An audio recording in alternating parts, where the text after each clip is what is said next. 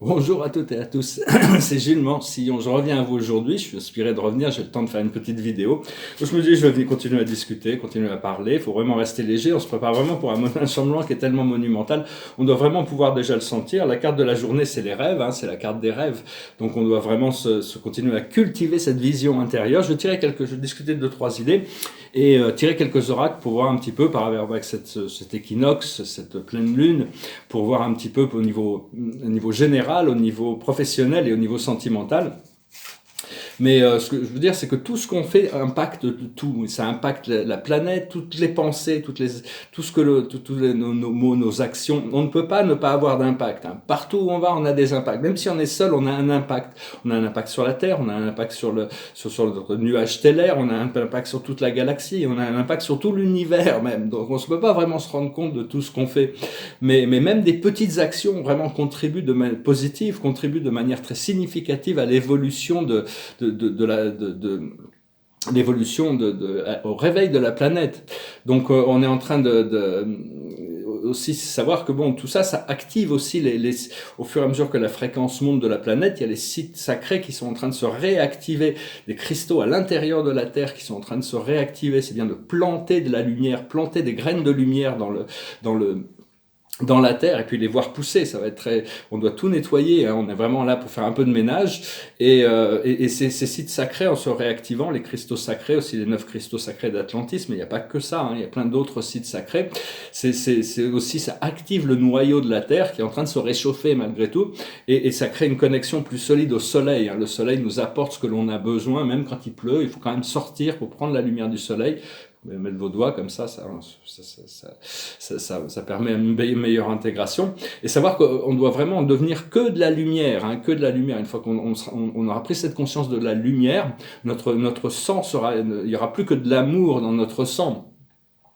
Et elle doit être ancrée dans tout notre corps. Hein. C'est se concentrer sur le beau, le bien, le vrai, le bien, le beau, le bon. Ce qui est bon, parce que la philosophie, c'est pour découvrir la vie bonne. Hein. Qu'est-ce que avoir une philosophie de vie qui nous permet d'avoir une vie bonne. Hein. La science, en réalité, nous a été donnée pour découvrir le vrai, hein, même s'il y a la clé de la science, ça va être la transparence, parce qu'il y a beaucoup de découvertes scientifiques qui sont très positives, mais vu qu'elles sont faites derrière la scène pour des intérêts, pour pas servir l'humanité, mais pour des intérêts commerciaux, ça devient un petit peu conflictuel avec l'ascension. Cela dit, la science, c'est la découverte du vrai, et beaucoup de ces inventions qui sont faites actuellement vont pouvoir être ramenées sur redevenir transparentes pour servir le bien, hein, même les intelligences artificielles, la robotique, tout ça, ça va servir l'humanité. Et, et l'art pour découvrir le beau, hein, la création de l'art. Donc vraiment, on doit effacer le temps le plus possible et rentrer dans le timing, le moment présent, les circonstances, l'habilité de rentrer dans les circonstances. On continue à cultiver cette conscience morale. Hein. Bon, il y a des gens qui n'ont pas de conscience morale, ils sont complètement inconscients de ces principes, ils n'ont pas de valeurs, ils n'ont pas de principes, enfin si, ils ont des valeurs de se servir eux-mêmes, mais la destruction de la planète ne les importe peu, mais bon, on continue, on est là pour créer un contrepoids à tout ça. Et c'est les principes de vie. Bon, la plupart de nos principes de vie dépendent de la culture dans laquelle on est né, ce qu'on a appris pendant l'enfance. Hein. Mais enfin, on doit continuer à suivre la lumière. C'est où on reste dans l'obscurité, où on rentre dans la lumière. Hein. Les choix sont de plus en plus clairs. Et pour devenir de plus en plus sincères, il y a beaucoup de gens qui sont dans l'hypocrisie, ils n'osent pas se montrer, ils ont toujours une façade. Mais c'est un petit peu parce qu'ils sont prisonniers dans le drame du cerveau reptilien. Hein. C'est les programmes reptiliens. Donc c'est important de se maintenir avec nos valeurs, c'est des choses qui sont vraies pour nous, ces valeurs, l'honnêteté, la sincérité, la bonté, le courage, enfin toutes les valeurs que l'on peut avoir. Hein.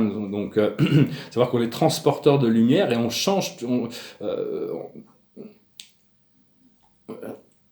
on ne peut pas ne pas changer. Dès qu'on change notre vibration, on change notre fréquence, on ne peut pas ne pas affecter tout l'ensemble du collectif. Hein. Donc c'est pour ça que c'est plus important de maintenir sa fréquence que d'aller lutter dans les mondes extérieurs. Et, euh, et donc,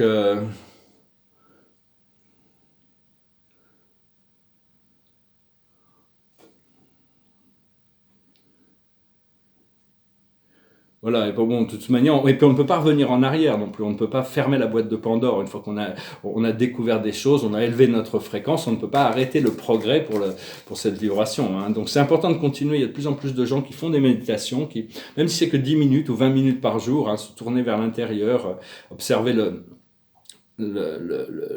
l'esprit cheval et la pensée singe hein, qui s'accroche à une liane, qui la lâche prise. Et donc arrêtez ça, hein, c'est le Bouddha qui expliquait ça. Hein, la méditation est très essentielle pour se détacher un petit peu de tout ce monde physique. Hein, et de plus en plus de gens appellent l'archange Michael avec ses légions hein, pour assister. Donc vraiment, ça accélère tout le procédé.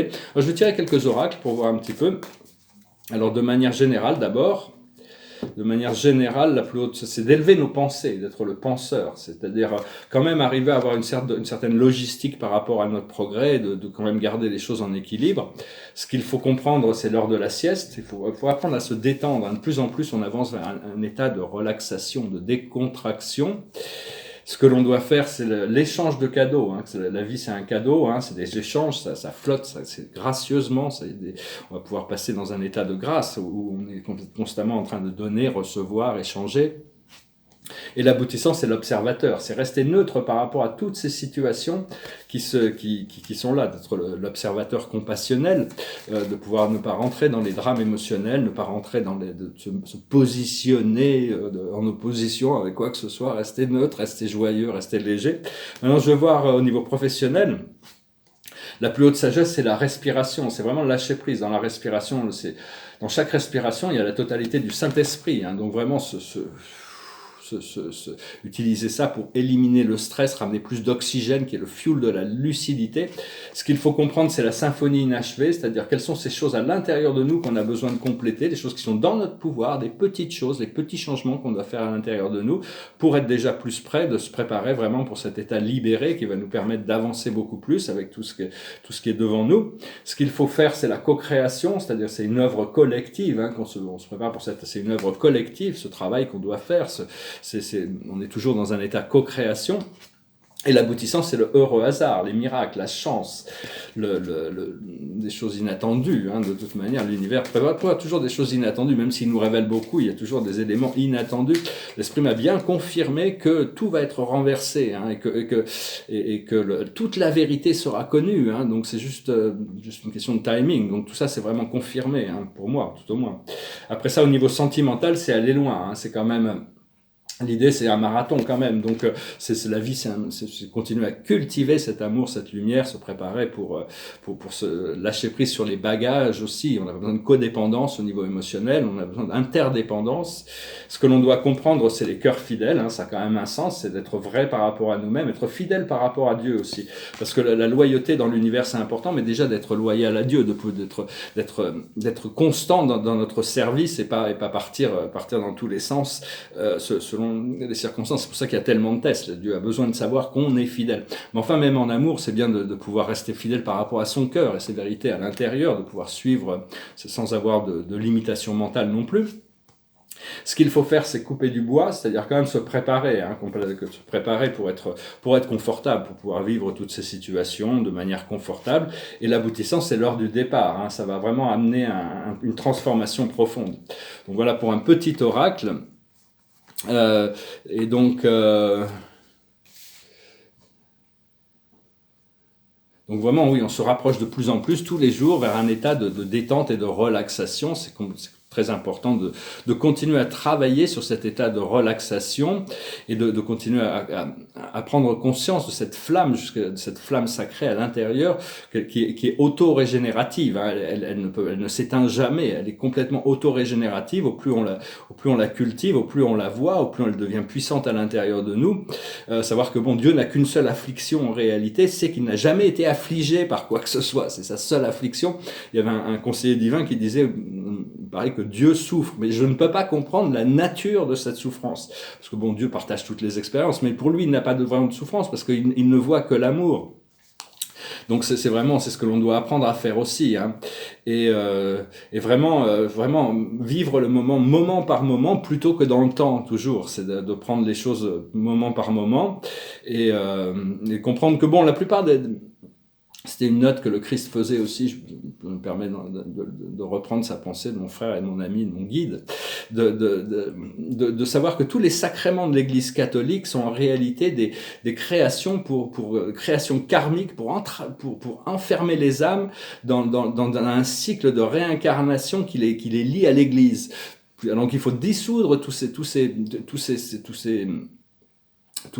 ces agréments pour pouvoir faire pour avoir notre relation avec Dieu qui est pure et qui est éternelle seulement avec Dieu, hein. Lâcher prise sur tous ces systèmes des systèmes institutionnels et dissoudre tous ces agréments, hein, et d'être dévoué à la source, dévoué à la source, à Dieu, à rien d'autre, parce que on doit vraiment suivre le désir de notre cœur et pas ceux de l'ego, hein. S'aimer soi-même, aimer les autres et d'accepter d'être aimé par le monde, aimé par les autres, hein. C'est vraiment, c'est naturel. Et donc, savoir qu'on est assisté par la grande fraternité blanche et par toute la compagnie du ciel, hein. Savoir que le temps n'est pas en réalité, il y a juste le mouvement de la vie à travers l'espace, et donc on doit réaliser les potentiels de notre cœur, hein, maintenir la lumière à l'intérieur de notre corps physique, apprendre à maintenir cette lumière, savoir qu'on est en train de paver le chemin pour maintenir la porte ouverte pour que les autres puissent les assister à trouver leur retour à la source. Et savoir que nos sens psychiques intérieurs sont en train d'être recalibrés un peu plus tous les jours, hein, pour nous permettre de voir plus. Et ça veut dire lâcher prise des drames et des influences inférieures, hein. Tout ça, c'est en train de se mettre en place. Savoir que le cœur, c'est comme une fleur, hein. Ça va s'ouvrir, et ça va être absolument, c'est déjà merveilleux, mais ça va continuer à le devenir de plus en plus. Continuer à cultiver cette connexion sacrée, c'est cette union dans le cœur, avec le cœur et avec le cœur des autres. En réalité, dans le cœur des cœurs, on est tous connectés, il y a le cœur de Dieu, mais on a tous cette grande sphère d'énergie, vous pouvez rentrer, créer des espaces à l'intérieur, hein. Et savoir aussi que la Terre, elle est très célèbre dans tout l'univers, elle est connue dans tout l'univers, hein. Elle est aimée, elle est protégée, et elle est reconnue, hein, dans tout l'univers, hein, de toute manière. Et donc même si il y en a qui reconnaissent sa beauté et d'autres qui l'ignorent, tous les programmes de destruction de la planète qui étaient en place, parce qu'il y en a beaucoup de groupes qui sont là, qui ont l'intention, c'était de détruire la Terre, et puis après c'est partir sur Mars, ou je sais pas où ce qu'ils voulaient faire. Mais ça a été interrompu, hein, de toute manière. Et il y a beaucoup de choses, mais il y a beaucoup de choses qui ont besoin d'être corrigées. La conscience de la Terre, l'esprit de la Terre a déjà ascensionné, mais il y a tout le travail à faire dans le monde physique. Et donc c'est vraiment toutes les pensées que l'on a par amour, par respect de la Terre, hein, ça aide à sa restauration et sa guérison. Mais ça doit se passer petit à petit pour que toutes les leçons soient bien intégrées, bien apprises, hein, et on doit demander le pardon pour tout ce qu'on a fait quand on n'était pas complètement conscient, qui ont pu faire du mal à la Terre, devenir un allié de la planète plutôt qu'un ennemi de la planète, hein, parce que en réalité la Terre a besoin de revenir dans cette communauté, enfin elle est déjà, mais la conscience de vivre séparé des autres mondes qui nous entourent, ces autres civilisations, des autres planètes et tout ça, c'est pas vraiment naturel. Donc voilà, c'était juste un moment d'égarement, un moment d'isolation qui était pas partie du plan divin, que l'humanité de cet état de quarantaine, ce que j'explique dans mon livre, c'est un petit peu comme si on était dans un aquarium et que on vient parler aux poissons, on leur parle du grand océan, et les poissons ne veulent même pas croire que l'océan existe, hein. Non, il n'y a pas d'océan, il n'y a que l'aquarium qui est vrai, parce que c'est notre vie, c'est la seule chose qu'on connaît. Mais enfin bon, il y a une vie au-delà, et donc on connecte de plus en plus. Donc voilà, je voulais juste venir vous saluer aujourd'hui.